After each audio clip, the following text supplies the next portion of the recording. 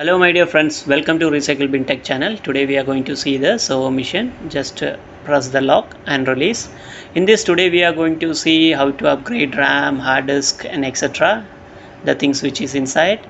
And this is the front panel which is controlling that switch on power and USBs and etc. like that. This is a CD drive, and you can see under the CD drive it's an hard disk, and also the two fan which reducing the heat.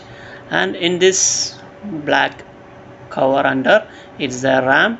In this slot you can upgrade the RAM. When you upgrading the RAM, you purchase the same RAM for server, and that SMPS switch to mode power supply and extra USB port it's provide inside in the motherboard. And there is an SATA ports like a 1 2 3 SATA ports. Near to the SATA port you can see an BIOS, basic input output system, which storing the date and time and etc.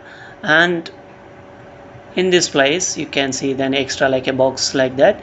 This is which providing extra storage. You can keep extra hard disk over there because it's a server machine. You have to be like in more storage for storing the data. And this is the heat controlling for the processor.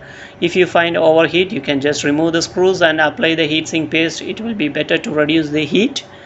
And these are the items which is inside, and to upgrade it's very easy.